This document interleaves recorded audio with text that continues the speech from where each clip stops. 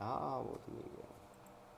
Sir ऐसे लग रहा है ये थानेदार जितने भी जेल में बैठे हैं ना, वापस से थाने में हुकूमत जमाएंगे। हाँ हाँ, वो तो क्या है कि गवर्नमेंट को अगर वैकेंसी को कैंसिल कर देते हैं ना, हाँ, तो कोई रिजल्ट आता है, वरना कोई मतलब नहीं। बाद में बरी होके बाहर आ जाते हैं।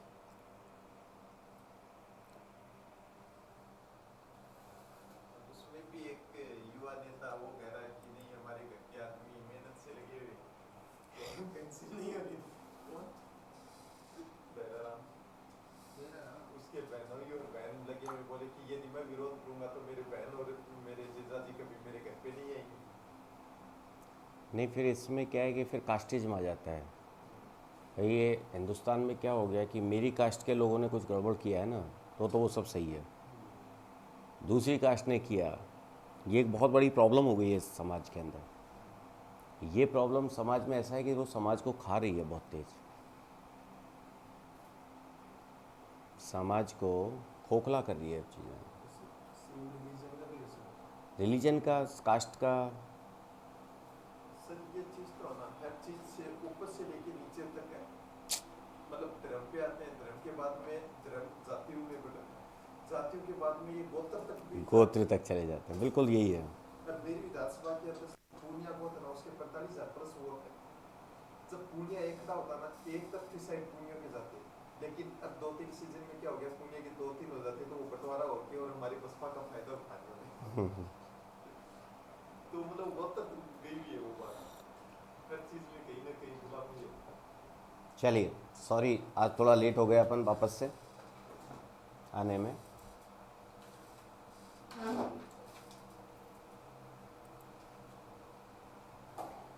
सैड का अपन ने बात की थी शुरू में, प्रिलिमिनरी इन्वेस्टिगेशन की अपन ने बात की थी, हमने अलग अलग स्टेप्स की बात की थी। सैड का एक कंसेप्ट छोटा सा जो है, that is planning part, that is planning part, system planning. System planning के अंदर सबसे इम्पोर्टेंट जो पार्ट आता है, that is data and fact gathering techniques. Data and fact gathering techniques, कि डेटा और फैक्ट्स को कैसे निकाला जाए।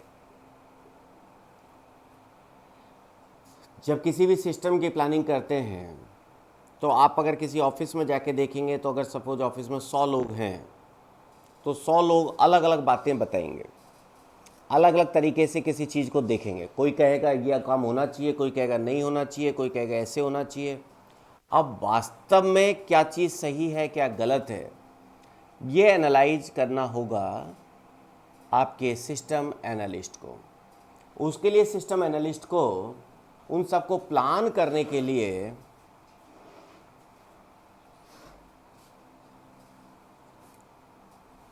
बारिश कम हो गई है, तो उस सबको प्लान करने के लिए हम data and fact gathering techniques की बात करते हैं। फैक्ट्स को गैदर कैसे कैसे करें, इसके लिए हमने कहा भाई इंटरव्यूज अपन ले सकते हैं, ग्रुप डिस्कशन अपन कर सकते हैं, क्वेश्चनेयर हम लोग सर्कुलेट कर सकते हैं, प्रेजेंटेशंस दे सकते हैं, साइट विजिट कर सकते हैं, इंटरव्यूज किए जा सकते हैं, ग्रुप कम्युनिकेशन हो सकता है, ग्रुप डिस्कशन कर लिया, ग्रुप में सबको बिठा दिया, डिस्कस कर लिया, क्वेश्चनेयर बनाया, सबको सर्कुलेट कर दिया, ठीक है, प्रेजेंटेशन दिया, और फिर सबके फीडबैक लिए, सबके ओपिनियंस लिए, और साइट विजिट किया। साइट विजिट भी एक इम्पॉर्टेंट कंसेप्ट होता है कि बहुत सारी चीज़ें हमें साइट विजिट से पता चलती है। तो ये जनरल चीज़ें हैं जो कि हम फैक्ट गैदरिंग के लिए काम में लेते हैं। एक एक की बात अगर अपन करें डेप्थ में, सबसे पहले अपने पास आ गया इंटरव्यू। इंटरव्यू से क्या है मतलब है, इंटरव्यू जब हम लेते हैं तो उसके एडवांटेज क्या है।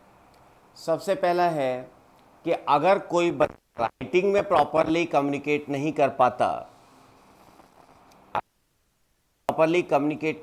पाता, तो इंटरव्यू के माध्यम से हम उसके बारे में जान सकते हैं। helpful for individuals who are not able to communicate effectively in writing. Okay? जब इंटरव्यू हम लेते हैं तो जो मिसअंडरस्टैंडिंग्स हैं, अनरियलिस्टिक एक्सपेक्टेशंस हैं, उन सब की बात की जा सकती है। अभी आपने देखा था, आपने फार्म बिल्स 2-3 साल पहले जो किसान वाले बिल आए थे, बहुत सारी मिसअंडरस्टैंडिंग थी। पता नहीं मिसअंडरस्टैंडिंग थी या प्रॉपर अंडरस्टैंडिंग थी, लेकिन प्रॉब्लम क्या थी कि कम्युनिकेशन गैप था। शायद अगर बात की जाती आपस में, जिसकी भी कमी थी, तो वो सॉल्व की जा सकती थी। ठीक है ना? हम इसको ये भी नहीं कह सकते कि वो सही थे, बिल सही थे, फार्मर्स गलत थे। हम ये भी नहीं कह सकते फार्मर्स सही थे, क्योंकि हमें वो अंडरस्टैंडिंग ही नहीं है। दोनों की ओपिनियंस आपस में डिस्कस हुई ही नहीं। डिस्कशन क्यों? संसद क्यों? इसीलिए तो है ना कि वहां पर अच्छा बुरा सब सिंह तोमर जी वाला। ठीक है? तो इंटरव्यू से एनालिस्ट मिसअंडरस्टैंडिंग, अनरियलिस्टिक एक्सपेक्टेशंस और इंडिकेशन ऑफ रेजिस्टेंस के बारे में पता कर सकते हैं कि भाई रेजिस्टेंस कितना होगा। हमारे सीएम साहब ने ये एस्टिमेट नहीं किया था ना कि भाई रीट में 50% वुमेन रिजर्वेशन देने से इतना बड़ा हंगामा हो जाएगा। काश उससे पहले डिस्कशंस हुए होते, है ना। अब क्या होगा कि ऐसी चीज़ें परमानेंट जब बंद होती है तो परमानेंट बंद हो जाती है। इससे पहले क्या होना चाहिए? इंटरव्यू होने चाहिए, डिस्कशंस होने चाहिए। ठीक है? बेसिकली क्वालिटेटिव इंफॉर्मेशन की जब बात करते हैं तो इंटरव्यू बेस्ट ऑप्शन होता है। क्वालिटेटिव कि हमें अच्छी गुणवत्ता की जानकारी लेनी है। सामान्यतया जब हम इंटरव्यू लेते हैं तो सामने वाले का जो फेस एक्सप्रेशन है उससे हमें बहुत चीज़ें पता चलती है। सामने वाले के जो जिस तरीके से वो अपने आप को अपीयर कर रहा है उससे हमें बहुत सारी चीज़ें पता चलती हैं। ठीक है साहब? इंटरव्यू से एनालिस्ट को एक अपॉर्चुनिटी मिलती है जिससे कि वो इंटरव्यू को रेस्पॉन्ड कर सके, चीज़ों को समझा सके। सपोज आप किसी चीज़ को रजिस्ट कर रहे हैं, आप किसी चीज़ को अपोज कर रहे हैं। अगर इंटरव्यू लेने वाले के सामने अपोज किया तो इंटरव्यूअर आपको समझा सकता है कि भाई देखो आपके सोचना गलत है, इसकी जगह पर ये बात सही है। ये कब होगा? जब आपस में आप एक दूसरे के साथ बैठेंगे। इंटरव्यू भी है, अगर आप ग्रुप के साथ में कर रहे हैं तो ग्रुप डिस्कशन है। वही चीज़ आपकी प्रेजेंटेशंस में भी आती है। सबके अलग अलग तरीके हैं। जब इंटरव्यू की बात कर रहे हैं तो आप 1-to-1 बात कर रहे हैं, 1-to-1 बात कर रहे हैं भाई। जो इंपॉर्टेंट को जो भी लोग हैं उनके साथ 1-to-1 हम डिस्कस कर लेते हैं। ठीक है? जो एनालिस्ट हैं बेसिकली उनके नॉन वर्बल कम्युनिकेशन, जैसे हम बात कर रहे थे, फेस एक्सप्रेशन से हमें पता चल जाता है कि इस चीज़ से ये खुश है या ना खुश है। ओके? तो इंटरव्यू के एडवांटेजेस क्या हैं? बेसिकली दो लोगों के बीच में डिस्कशन का मौका मिलता है, मिसअंडरस्टैंडिंग को दूर करने का मौका मिलता है, नॉन वर्बल कम्युनिकेशन का मौका मिलता है, फेस एक्सप्रेशंस को रीड करने का मौका मिलता है, मोटिवेट करने का मौका मिलता है। ये आपके इंटरव्यू के, क्योंकि कभी कभी हमारे पास जो क्वेश्चंस आते हैं उन क्वेश्चंस में आपको किसी भी तरीके के वर्ड्स दिए जा सकते हैं। ठीक है? डिसएडवांटेज क्या है भाई? डिसएडवांटेज ये है कि बहुत टाइम कंज्यूमिंग है। सपोज आपकी कंपनी के 200 लोग हैं जिनका इंटरव्यू लेना है, अब एक एक आदमी का इंटरव्यू लेंगे आप, बड़ा गंभीर बात हो गई। तो बहुत ज़्यादा टाइम कंज्यूमिंग है। दूसरी बात है, डिपेंड करता है इंटरव्यू लेने वाले के ऊपर, वो बंदा कैसा है, उसकी स्किल्स कैसी हैं। अगर उस बंदे की अच्छी नहीं है, अगर उस बंदे की स्किल्स अच्छी नहीं है तो इंटरव्यू बेकार हो जाएगा, कोई मतलब ही नहीं है। क्योंकि हमें तो जो सामने वाला बोल रहा है इसके अलावा जो नहीं बोल रहा है वो निकालना है। इंटरव्यू आपसे क्यों लिया जाता है? बाकी तो आपसे रिटर्न में ही पूछ लेते हैं, लेकिन इंटरव्यू के अंदर जो नहीं बोल रहा है वो पूछना है, जो उसका फेस एक्सप्रेशन है वो लेना है, जो उसका पर्सनैलिटी है उसको ऑब्जर्व करना है। ये इंटरव्यू का बेसिक काम होता है। टाइम कंज्यूमिंग प्रोसेस है, एनालिस्ट की स्किल्स पर डिपेंडेंट है। और तीसरा है कि जोग्राफिकल लोकेशन अगर सबकी अलग अलग है, एक बंदा जयपुर है, दूसरा बेंगलोर है, तीसरा सपोज मुंबई है, चौथा यूपी में बैठा हुआ है, तो इंटरव्यू थोड़ा मुश्किल हो जाता है। आजकल हमारे पास दूसरे आप ऑनलाइन कर सकते हैं, लेकिन जो चीज़ आपकी फेस टू फेस डिस्कशन में आती है वो ऑनलाइन में नहीं आ पाती। इंटरव्यू आपके दो तरीके के हो सकते हैं, स्ट्रक्चर्ड एंड अनस्ट्रक्चर्ड। स्ट्रक्चर्ड का मतलब है कि 20 क्वेश्चन आपने बना लिए, भाई सबसे ये बातें पूछनी है, स्ट्रक्चर्ड हो गया। अनस्ट्रक्चर्ड हो गया, आप आए और आपसे जनरल डिस्कशन करते जा रहे हैं। स्ट्रक्चर्ड का मतलब है एवरीथिंग इज डिफाइंड, कि भाई ये 20 क्वेश्चन है जो कि हर किसी से पूछने हैं, उनकी ओपिनियन इस 20 क्वेश्चन पे मालूम करनी है। दूसरा हमने कहा जी नहीं, आप तो बताओ इस बारे में आपका क्या राय है। तो स्ट्रक्चर्ड हो सकता है, अनस्ट्रक्चर्ड हो सकता है। ठीक है, ये पीपीटी का मेथड ठीक है ना इसमें, कि ज़्यादा है ना, वो क्या लिखने का जो है ना, वो मेरी हैंडराइटिंग भी कुछ माशाल्लाह है। कुछ पॉइंट भी रह जाते हैं इसमें। हाँ, ये तो आपको मिल ही जाती है उस पर। ठीक है, ये थ्योरेटिकल एस्पेक्ट्स हैं, डिस्कस करना है अपने को, तो ज़्यादा बेटर है।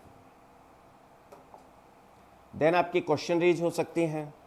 क्वेश्चनरी आपकी दो तरीके की हो सकती हैं, स्ट्रक्चर्ड या अनस्ट्रक्चर्ड हो सकते हैं। स्ट्रक्चर्ड का मतलब है कि आपको अलग अलग तरीके का क्वेश्चन दे दिया, मल्टीपल चॉइस दे दिया, कोई रैंकिंग सेलेक्ट कर, इससे इतने तक कितने रैंकिंग आप देना चाहेंगे, रैंकिंग आपसे करवा ली, एक आपसे रेटिंग दिलवा ली, है ना, या आपसे कहा कि भाई कुछ ब्लैंक्स आपको दे दिया जिसको फिल करना है। अनस्ट्रक्चर्ड आपसे पूछ लिया, भैया कंप्यूटर बेसिक कंप्यूटर इंस्ट्रक्टर की भर्ती के बारे में आपके क्या विचार हैं, बेसिक कंप्यूटर अनुदेशक की ग्रेड पे के बारे में आपके क्या विचार हैं। अब आप उसमें या तो मल्टीपल चॉइस आपसे दिया, भाई सही है, इतनी होनी चाहिए, नो आइडिया, वहाँ आपको बड़े आसानी से आप टिक कर देंगे। और उसको ऑब्जर्व करने वाले के लिए भी रहेगा कि भाई हमने 200 लोगों से पूछा, 100 ने ये बताया, 50 ने बताया, 25 ने ये बताया। जबकि अगर आपसे थ्योरेटिकल लिखवा दिया, अब आप उसमें रामायण लिखोगे, हम इतनी क्लास लेते हैं, हम इतना करते हैं, तो हमारी ग्रेड पे उस हिसाब से इतनी होनी चाहिए।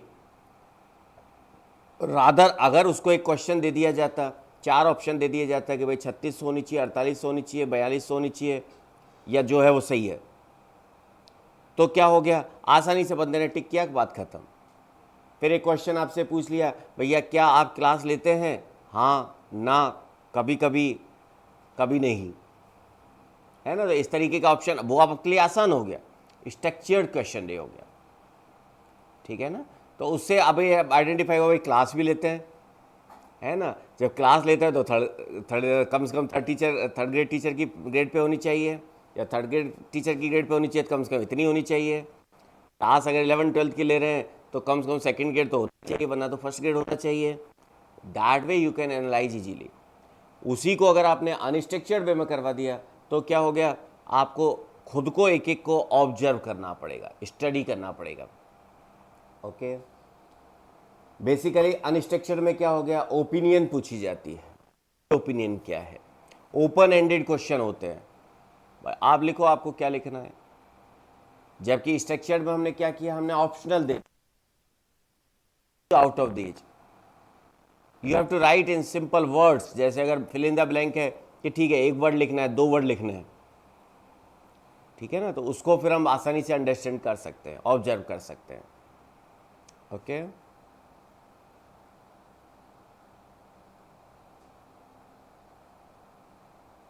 ओके,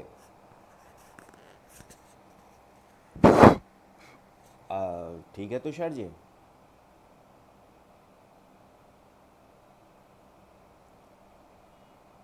ठीक है प्रत्यक्ष जी, हाँ जी,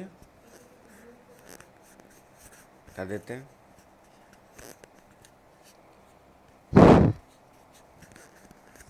ओपन एंडेड क्वेश्चन का मतलब है Pallavi ji, open ended question का मतलब है कि जैसे आपसे पूछा गया आपकी इस बारे में क्या राय है, वहां पर आपको कुछ ऑप्शन ऐसा नहीं है इन चार में से एक चूज करना है, तीन में से एक चूज करना है, ऐसा नहीं है। ओपन एंडेड से मतलब है कि कितना भी आप उसको लिख सकते हैं या कुछ भी लिख सकते हैं, दैट इज ओपन एंडेड। ठीक है, एक बार बिगनिंग से देखें, यहां पर, यहां पर,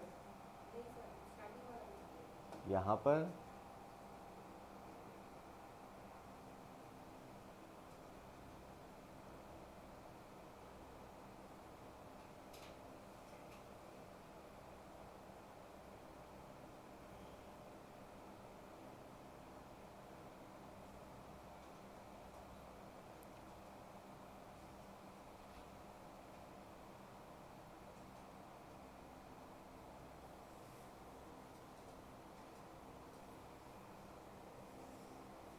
ओपन एंडेड सपोज एक क्वेश्चन पूछ लिया गया, सासू कैसी होती है। अब उस ओपन एंडेड जो क्वेश्चन है उसको जरा आप इंटरेस्टिंगली पढ़ के देखिए, और उसके बाद आप दूसरा क्वेश्चन पूछिए, जब आप सासू बनेंगे तो कैसे बनेंगे।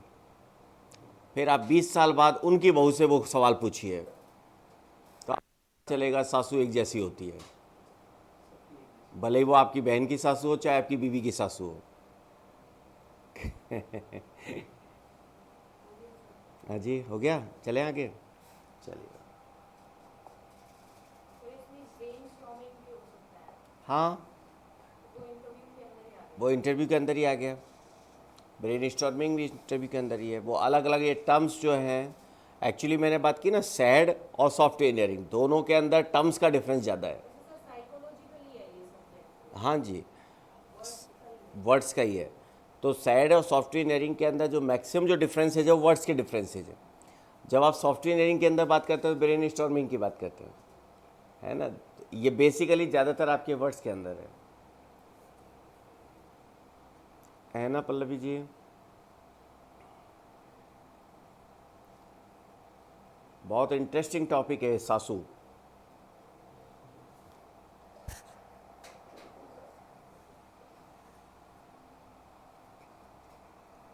और इंटरेस्टिंग बात यह है पल्लवी जी कि किसी की भी सासू हो, उनके वर्ड्स एग्जैक्टली सेम आते हैं। मतलब अगर आप चार सासुओं की बात सुनेंगे तो आपको ऐसा लगेगा जैसे चारों सासुओं ने एक जगह से ट्रेनिंग ली है ना। ऐसे ही जैसे बीवियों के बारे में होता है, बिल्कुल सेम वर्ड्स आते हैं। आपकी मम्मी बुरी, मेरी मम्मी अच्छी, गोलगप्पे नहीं खिलाए, हमारे लिए टाइम नहीं है।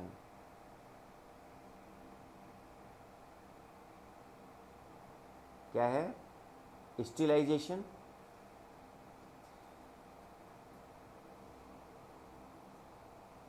चलिए, वही वर्ड सही नहीं है आपका, क्या कहना चाहते हैं। अपन आते हैं अब कॉस्ट बेनिफिट एनालिसिस के ऊपर। Cost benefit analysis, cost benefit analysis से हमारा मतलब सीधा सा है कि जब हम सिस्टम की बात कर रहे हैं तो हम उसके फ़ायदे और नुकसान की बात करेंगे। हम उसके फ़ायदे और नुकसान की बात करें। ब्रेन स्टॉर्मिंग की बात कर रहे थे, ब्रेन स्टॉर्मिंग की बात कर रहे थे।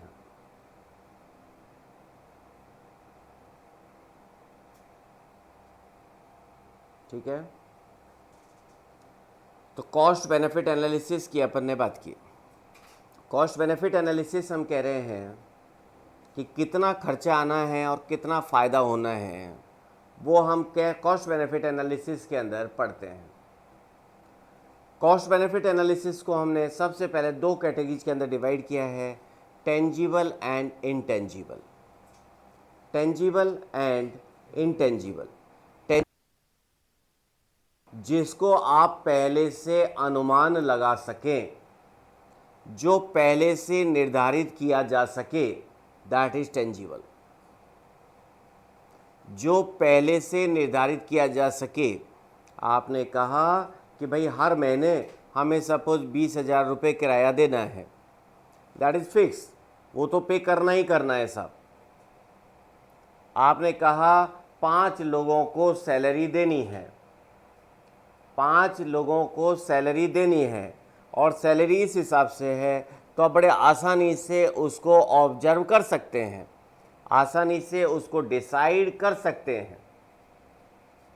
दूसरा क्या हो गया? इंटेंजिबल।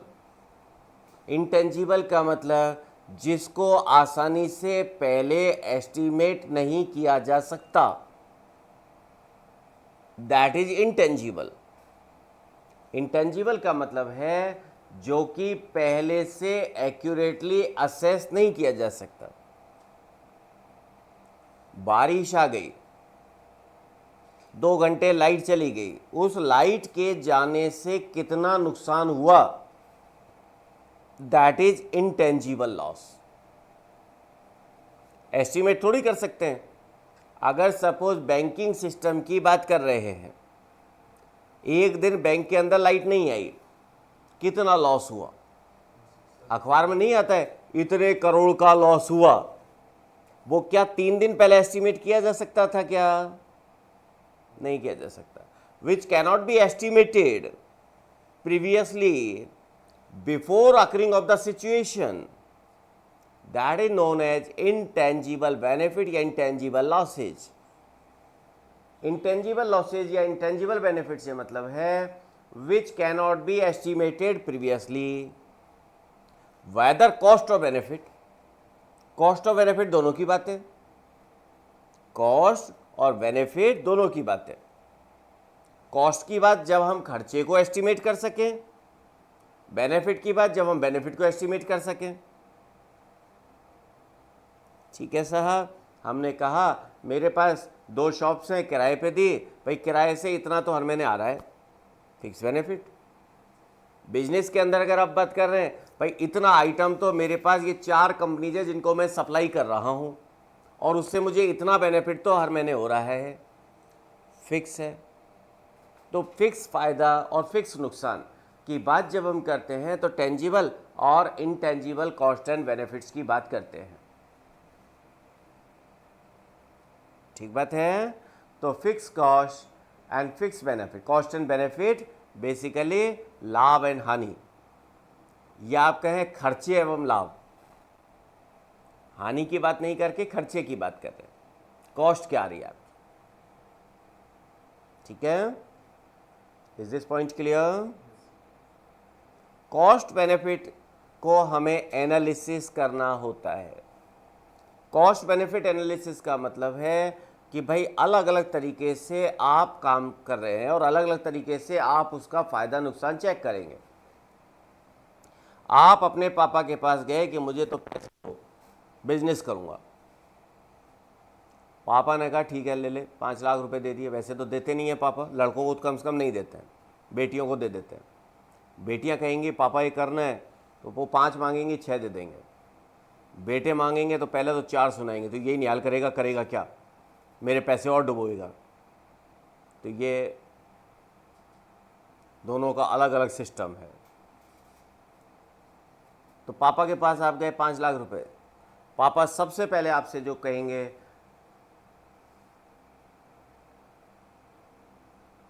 जी पापा सबसे पहले आपसे कहेंगे भाई मेरे पैसे वापस कब दे देगा। पापा कह सकते हैं भाई कितना फ़ायदा होगा। पापा कह सकते हैं 5 लाख रुपए तू आज लगा रहा है और मेरे को 5 साल बाद 5 लाख रुपए देगा, बैंक में भी रखूंगा तो भी मेरे को 2 लाख का ब्याज एक्स्ट्रा मिल जाएगा। तो 2 लाख का कमाएगा, जब तक तो कुछ कमाया ही नहीं है तुम 5 साल में, वो तो बैंक ब्याज से ही मिल जाता। ये पापा की स्टेटमेंट है। बेसिकली पापा क्या कर रहे हैं, जो कॉस्ट बेनिफिट एनालिसिस कर रहे हैं। पापा क्या कर रहे हैं, कॉस्ट बेनिफिट एनालिसिस कर रहे हैं। आप आए दिन अपने मोबाइल पर कई बार व्हाट्सएप पे ऐड आता है कि भाई आज से इन्वेस्ट करना चालू करें और 60 साल के जब आप होंगे तो आपको 20,000 रुपये महीने मिलेंगे। इस तरीके का पेपर में ऐड आता है, कभी कभी व्हाट्सएप पे, फेसबुक पे ऐड आता है। भाई आज से सपोज 20 साल बाद, मेरे बाद 10 साल बाद मैं 60 का हो जाऊंगा, मेरे 10 साल बाद जब 20,000 रुपये मिल रहे हैं उसकी वैल्यू क्या रहेगी? आज 20,000 रुपये की जो वैल्यू है, 20,000 रुपये में आप सपोज अपना खर्चा चला रहे, घर का खर्चा चला रहे, मान के चलिए, क्या 10 साल बाद आप 20,000 में घर का खर्चा चला पाएंगे? तो ये क्या है? प्रेजेंट वैल्यू एनालिसिस है। क्या प्रेजेंट वैल्यू देखना चाह रहे हैं कि उसकी आज की तारीख में वैल्यू कितनी है।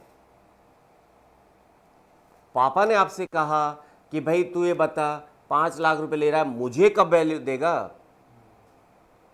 आपके बहुत सारे लोगों के पेरेंट्स, ब्रदर वगैरह शेयर्स में काम करते होंगे, शेयर्स में इन्वेस्ट करते होंगे, आए दिन वो बात करते हैं भाई फला में लगा दो 20% का रिटर्न आ रहा है, उस शेयर में लगाया मैंने म्यूचुअल फंड में लगाया 15% का रिटर्न आया।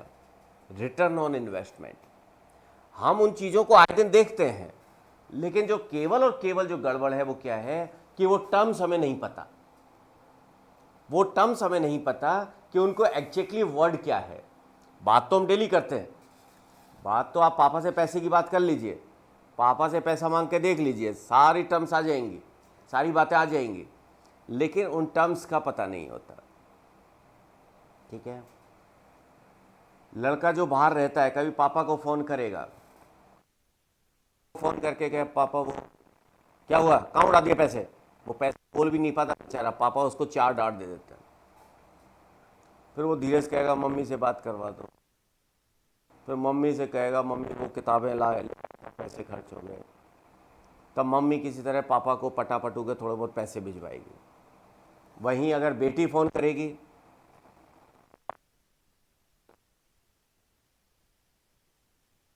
और इससे पहले कि फटाफट से पेटीएम फ़ोन पे कर देंगे 5,000 रुपये, तो बेचारे छोरों की इतनी बुरी स्थिति होती है, उनकी ज़िंदगी डांट खाते हुए निकलती है। हाँ, और आधी फिर आगे तो है ही।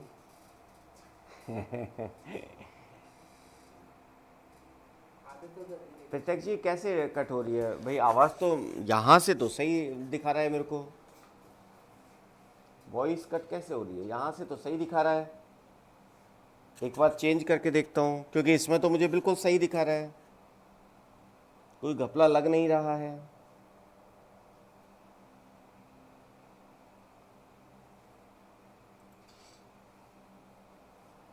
ठीक है, तो वो जो हमारे चीज़ें हैं कॉस्ट बेनिफिट एनालिसिस की, आप पता नहीं, क्योंकि मेरे सामने जो इक्वलाइजर्स है ना वो प्रॉपर वॉइस दिखा रहे हैं, उसमें कटा हुआ नहीं दिखा रहे हैं। अब कॉस्ट बेनिफिट एनालिसिस को हम अलग तरीके से डिवाइड करते, टर्म्स हम लेते हैं, हालांकि जनरल लैंग्वेज में भी उन टर्म्स को यूज में हम उन बातों को करते हैं, लेकिन टर्म्स हमें नहीं आती। ओके, पल्लवी क्या करूं, क्योंकि मेरे सामने दिखा रहा है, चलिए मैं एक बार चेंज करके देखता हूं।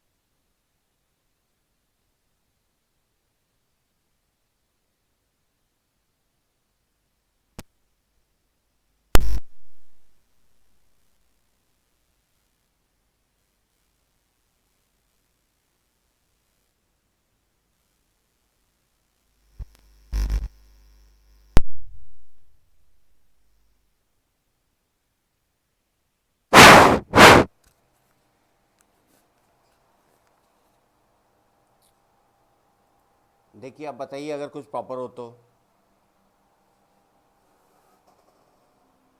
अच्छा, अब मैंने थोड़ा दूर कर लिया है भाइयों।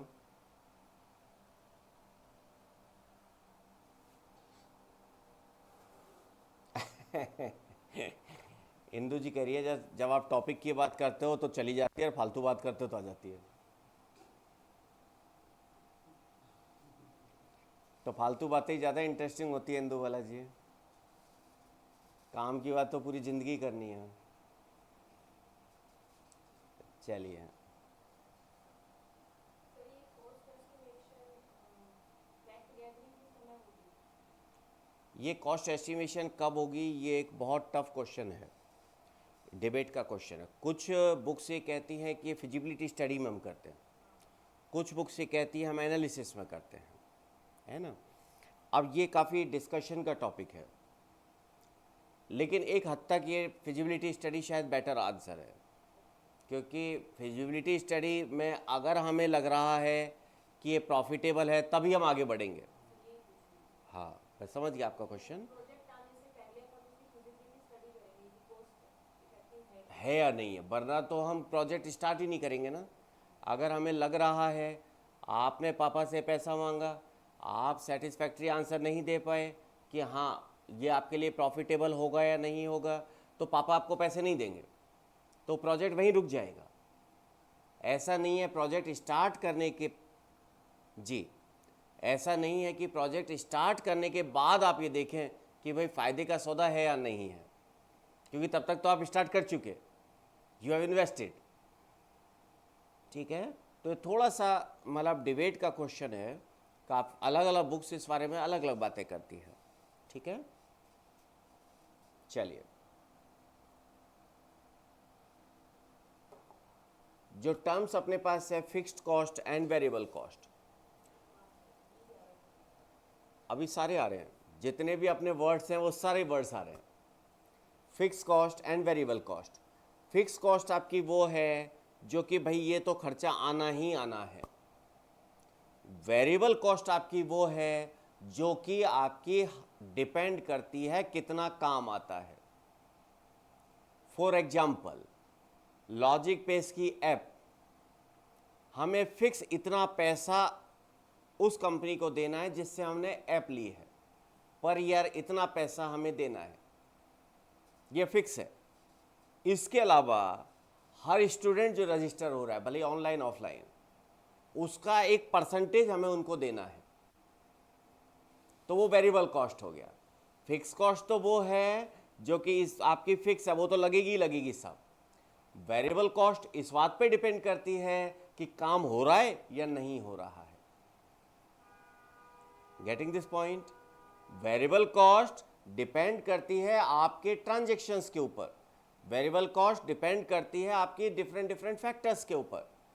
फिक्स कॉस्ट या फिक्स्ड बेनिफिट, वो आपका फिक्स है, भाई इतना तो आएगा ही आएगा।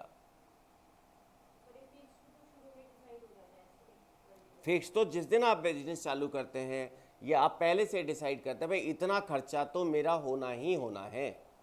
वेरिएबल ड्यूरिंग द प्रोजेक्ट चलेगा। ड्यूरिंग द प्रोजेक्ट चलेगा, वो डिपेंड करता है। जैसे सपोज आपको पैसे चाहिए, आपने पापा से 5 लाख रुपए ले लिए, आपने कहा भाई 2-2.5 लाख रुपए का तो मेरा फर्नीचर, ऑफिस सेटअप, एसी वगैरह में लग जाएगा, 2.5 लाख रुपए मेरे उसमें लग गया, अब मुझे माल खरीद के बेचना है। अगर मेरा माल ज़्यादा बिक रहा है तो मुझे ज़्यादा खरीदना पड़ेगा ना, और ज़्यादा खरीदना पड़ रहा है तो ज़्यादा बेनिफिट होगा ना, और उसके लिए मुझे ज़्यादा कैपिटल की आवश्यकता होगी ना, तो वेरिएबल हो गया। लेकिन वो जो 2-2.5 लाख रुपए जो लग रहे थे वो तो फिक्स हैं कि ये तो मुझे खर्च करना ही करना है। तो फिक्स और वेरिएबल कॉस्ट का मतलब क्या है? फिक्स वो कॉस्ट जो कि आपकी एक बार में अब फिक्स होती है कि भाई ये तो लगेगी ही लगेगी, और वेरिएबल कॉस्ट जो कि समय के साथ बदलेगी। जब समय के साथ अगर काम बढ़ेगा तो वो भी बढ़ जाएगी। ठीक है ना, गर्मी बढ़ी, बिजली का बिल बढ़ गया, गर्मी कम हुई, बिजली का बिल कम हो गया। ठीक है ना, वेरिएबल कॉस्ट अपने हाथ में नहीं, समय के हाथ में, समय के साथ कम ज़्यादा होती है। वो कौन सी कॉस्ट होती है कि अपन मतलब बाहर जा रहे हैं, क्लाइंट से मीटिंग कर रहे हैं, उसमें जो खर्चा आ रहा है, ये सब भी हाँ होती है ना, अभी आ रहे हैं अपन, अभी आ रहे हैं अपन सब पे, ठीक है, अपन सब पे आ रहे हैं अभी। पर सर अपन इसको कम कर सकते हैं वेरिएबल कॉस्ट को, तो फिक्स कॉस्ट को कम नहीं कर सकते। हाँ जी, वेरिएबल कॉस्ट को आप कम कर सकते हैं, फिक्स कॉस्ट को आप कम नहीं कर सकते। वेरिएबल कॉस्ट स्टेशनरी का खर्चा, ज़्यादा काम होगा तो स्टेशनरी ज़्यादा लगेगी। ठीक है, आपने कहा भाई स्टेशनरी तरीके से यूज करो, हो सकता है महीने में 4 दिन काम आती थी, 2 भी काम चल गया। ठीक है,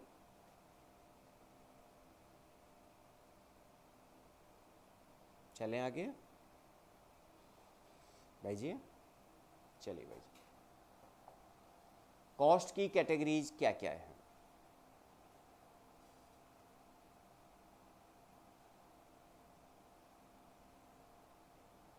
equipment cost for the new system, नए सिस्टम के लिए आपने इक्विपमेंट्स वगैरह परचेज किए। ऑपरेटिंग कॉस्ट, जब प्रोजेक्ट ऑपरेट में होगा तो जो कॉस्ट आएगी। पर्सनल कॉस्ट, सैलरी वगैरह। मटेरियल कॉस्ट, मटेरियल कॉस्ट आपकी कब आएगी? जब आप माल खरीद के बेच रहे हैं, तो भले ही आप रॉ मटेरियल खरीद रहे हैं चाहे फिनिश मटेरियल खरीद के बेच रहे हैं, तो उसमें क्या आएगी? आपकी मटेरियल कॉस्ट आएगी। कन्वर्जन कॉस्ट, पुराने सिस्टम को नए सिस्टम से रिप्लेस कर रहे हैं तो कन्वर्जन की कॉस्ट आएगी। ठीक है, कॉस्ट कौन कौन सी आपकी हो सकती है? Equipment cost for the new system, आपने सपोज एक नया सिस्टम लॉन्च किया, उसके लिए आपको 4 लैपटॉप खरीदने थे, आपको फर्नीचर खरीदना था, वो सब आपकी किस में आ गया? इक्विपमेंट कॉस्ट में आ गया। ऑपरेटिंग कॉस्ट, जब आप काम चालू कर दिया, ऑपरेशनल कॉस्ट आएगी। आपके लोग जो बैठे हैं उनको चाय भी पिलानी है, लाइट भी जलनी है, ऑपरेटिंग में आ गया ना सारा। ऑपरेशन में जब होगा तो ऑपरेटिंग कॉस्ट आएगी ना। आपके सिस्टम में 4 एम्प्लॉयज हैं, 4 एम्प्लॉयज का खर्चा, इसके अलावा उनके वेलफेयर मेजर्स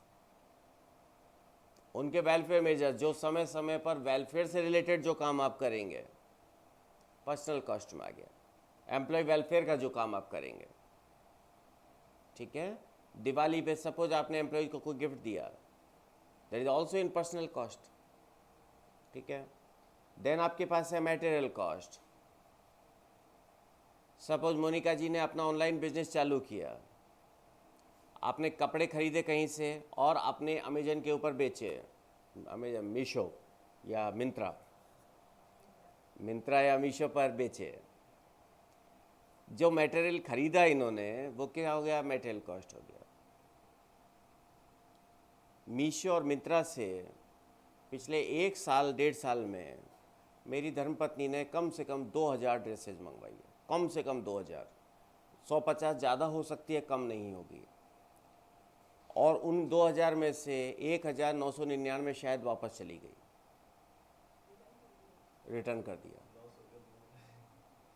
पहले तो मुझे बड़ा फ़ायदा होता था क्योंकि वो सोचती थी मुझे पता चलेगा, इसलिए कैश ऑन डिलीवरी मंगवाती थी, और जब वो वापस जाती थी तो वो रिफ़ंड मेरे अकाउंट में आता था, तो सारे चोरी के पैसे मेरे अकाउंट में आ जाते थे। लेकिन फिर थोड़ा समझदारी बढ़ गई तो वो अकाउंट नंबर मेरी जगह बेटी का दे दिया, तो नुकसान हो गया। तो अब मुझे पता नहीं चलता कि कब आया, कितना गया, वरना कम से कम 2000 ड्रेसेस। मैं सोचता हूँ कि ये ऑनलाइन प्लेटफॉर्म शायद इसीलिए घाटे में है। और ये तब है जबकि हर बार जब भी ख़रीदा जाता है तो मैं कहता हूँ भैया मत ख़रीदो, आप मार्केट से ले लो, या कपड़ों में समझ में नहीं आता। तो इसलिए ये लो। अब आप यहाँ पर सोचिए, अगर आप इस कॉस्टिंग की बात कर रहे हैं, ये कितना वेरिएबल कॉस्ट है। बेचारे उस वेंडर के क्या हालत होगी जिसके सामान जाने में 100 रुपये लगे, वापस आने में 100 रुपये लगे, 20 रुपये पैकिंग में लगे। और तो और आपके पास एक साड़ी है वो ख़राब हो गई, उसी कलर की उसी ब्रांड की दूसरी साड़ी मंगवाई, रिटर्न करते वक्त पहली वाली भेज दी। मैंने ऐसा सुना है, बहुत होता है ना मोनिका जी? बस टैग वैग आपको चेंज करना है और वो पहले वाली भेज दी। अब उस बेचारे वेंडर का सोचो क्या हाल होगा। ठीक है, सर बहुत लोग ऑर्डर कराते हैं ना, तो इतना लॉस नहीं होता सर। तो वो महिलाएं जो ऑर्डर करवाती है ना, महिलाओं के जो प्रोडक्ट हैं, आप जरा, आपको शादी नहीं हुई ना, इसलिए आपको आदत नहीं है। कभी किसी के साथ साड़ी खरीदने चले जाओ, वो बेचारा दुकान वाला आधा बावड़ा हो जाता है साड़ी दिखाने में। उसके समझ में नहीं आता कि मैं दिखाऊं क्या, हर सब चीज़ तो दिखा दी। अब जब वहीं समझ में नहीं आता तो एक साड़ी जो आई वो कैसे पसंद आएगी? पल्लवी जी, अब ये आवाज़ पूरी आई होगी ना इंदु बाला जी? चलिए, सबसे पहले अपन ने कहा इक्विपमेंट कॉस्ट, उपकरणों या फर्नीचर आदि पर लगने वाली लागत। जो भी इक्विपमेंट कॉस्ट है वो इक्विपमेंट्स पर लगने वाली कॉस्ट। हाँ जी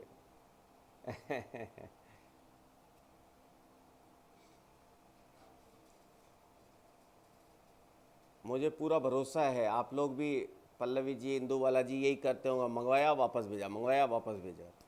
ये गेम चलता रहता है। वो बेचारे डिलीवरी बॉयज को मकान वगैरह सब याद हो जाते हैं, वो सीधा गाड़ी यहीं ला के रोकता है। एक तो उपकरणों और फर्नीचर पर आने वाली कॉस्ट, ये हमारी कौन सी है? Equipment cost. सिस्टम को चलाने में आने वाली कॉस्ट कौन सी है? ये अपनी है operating cost. Electricity charges, AC के चार्जेज। हम बात कर रहे थे भाई गर्मी बढ़ गई, ऑपरेटिंग कॉस्ट बढ़ गई। गर्मी कम हो गई, ऑपरेटिंग तो कॉस्ट कम हो गई। ठीक है, सर इसमें कंप्यूटिंग वाली आएंगी तो इक्विपमेंट में? नहीं कंप्यूटर वाले ही नहीं, अपन तो कंप्यूटर वाले हैं इसलिए कंप्यूटर की बात कर रहे हैं। Whatever the equipments you are purchasing,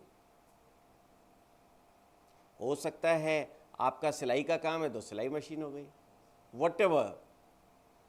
ठीक है,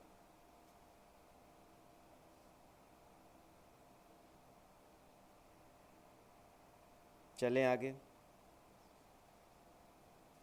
चलिए आगे। देन हमने कहा पर्सनल कॉस्ट, भाई सैलरी, सुविधाओं और ट्रेनिंग पर होने वाली खर्चा। जो आप एम्प्लॉयज़ को सैलरी दे रहे हैं, सुविधाएं दे रहे हैं, ट्रेनिंग करवा रहे हैं, उस पर होने वाला खर्चा। ठीक है, मटेरियल कॉस्ट, आपके जो आइटम आप खरीद रहे हैं, अगर आपका सेल का काम है तो जो आइटम आप परचेज कर रहे हैं उसका कॉस्ट। अगर सेल का काम नहीं है तो जो आपके कंज्यूमेबल आइटम्स हैं, जैसे आपको आए दिन फ्लॉपी की ज़रूरत पड़ रही है, जैसे आपको पेपर रिम्स की आवश्यकता पड़ रही है, वो खर्चे। ठीक है, देन आपका है कन्वर्जन कॉस्ट, पुराने सिस्टम को बदलकर नए सिस्टम पर आने वाली कॉस्ट। ये आपकी क्या हो गई सब? कन्वर्जन कॉस्ट हो गई। हाँ मोनिका जी, कुछ घपला लग रहा है?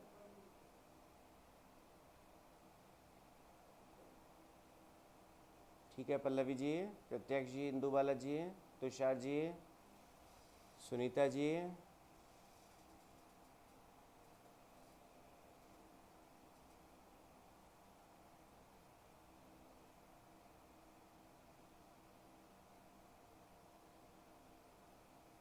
सर कन्वर्जन कॉस्ट मतलब? आपके पास पहले वाला सिस्टम था, उसको बदल कर आप नया सिस्टम लेके आ रहे हैं, उसमें होने वाला खर्चा। सर सिस्टम कैसे होता है? सपोज सॉफ्टवेयर की बात करें तो नए से नया सॉफ्टवेयर अगर लॉन्च कर रहे हैं तो पहले वाले सॉफ्टवेयर के डेटा को कन्वर्ट करना पड़ेगा ना आपको।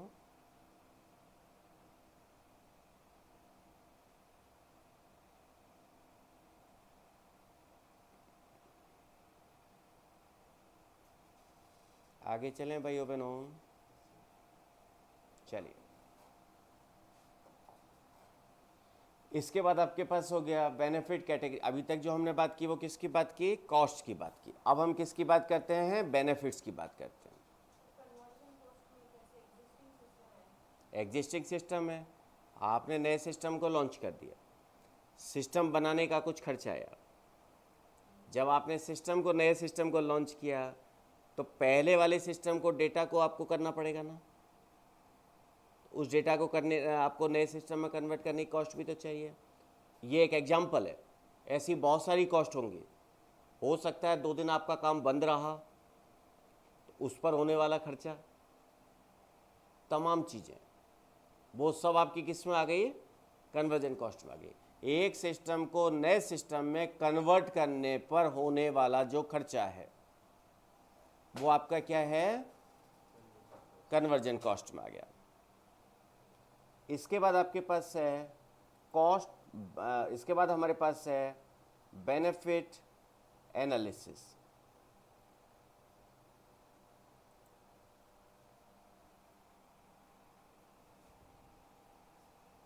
ठीक है साहब, अलग अलग तरीके से आप बात करते हैं। जब बेनिफिट्स की बात करते हैं, पेबैक एनालिसिस की बात करते हैं,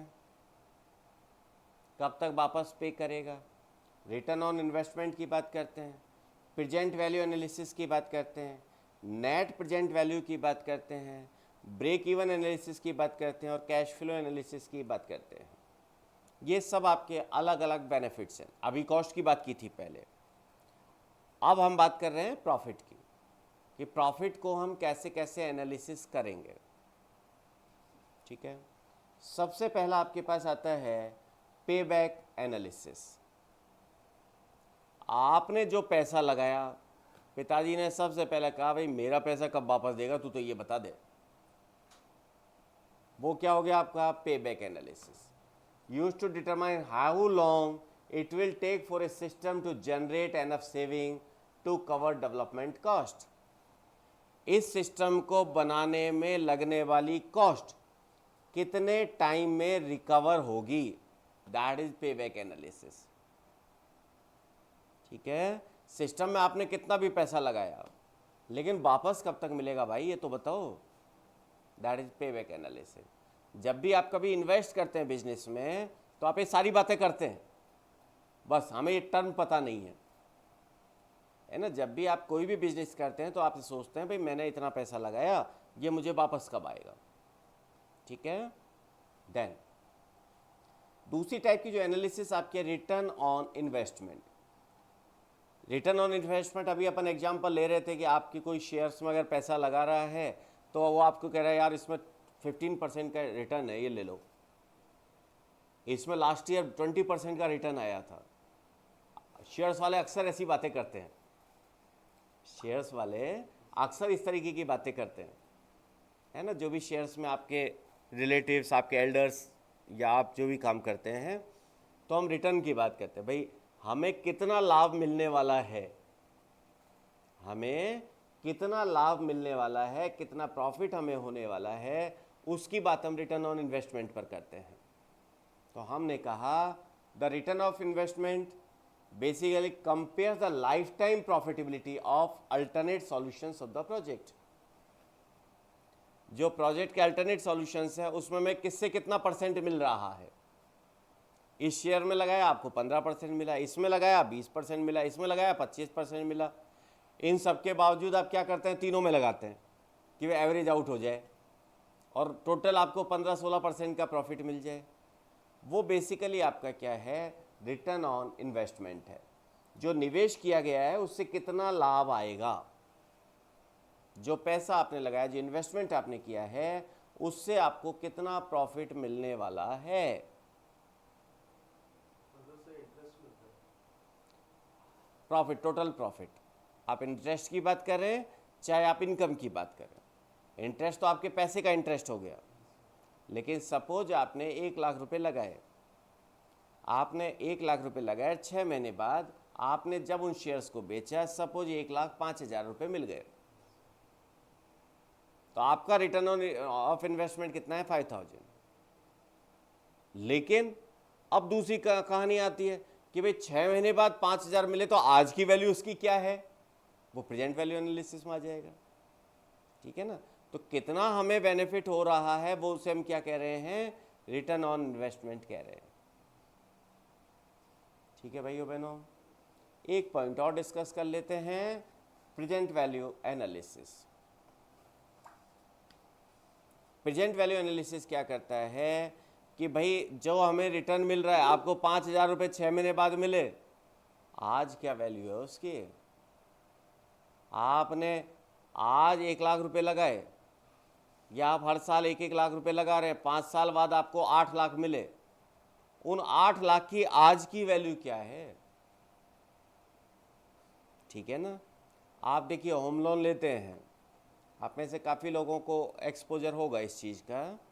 आप होम लोन लेते हैं, आपने एक मकान लिया, मकान में आपने सपोज 50 लाख का लोन लिया है ना, सपोज आपके 50,000 रुपये महीने की किस्त जा रही है 20 साल के लिए। अभी 50,000 रुपये जा रहे हैं, आपको बहुत दुख रहा है, अगले महीने फिर 50,000 के, आज से 10 साल बाद जब 50,000 जाएंगे तो उसकी तो क्या वैल्यू होगी, आज के मुकाबले में तो आज तो 25,000 ही है वो, है ना। तो प्रेजेंट वैल्यू एनालिसिस में हमें देखेंगे भाई 10 साल बाद जो 50,000 जा रहे हैं उसकी आज की वैल्यू क्या है। ठीक है, तो प्रेजेंट में उसकी वैल्यू क्या है, ये प्रेजेंट वैल्यू एनालिसिस में अपन पढ़ते हैं।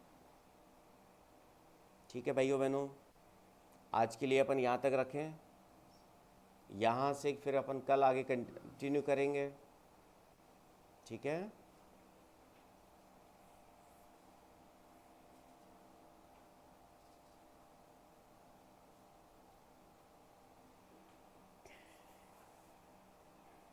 प्रत्यक्ष जी, पल्लवी जी, हितेश जी, इंदू बालाजी,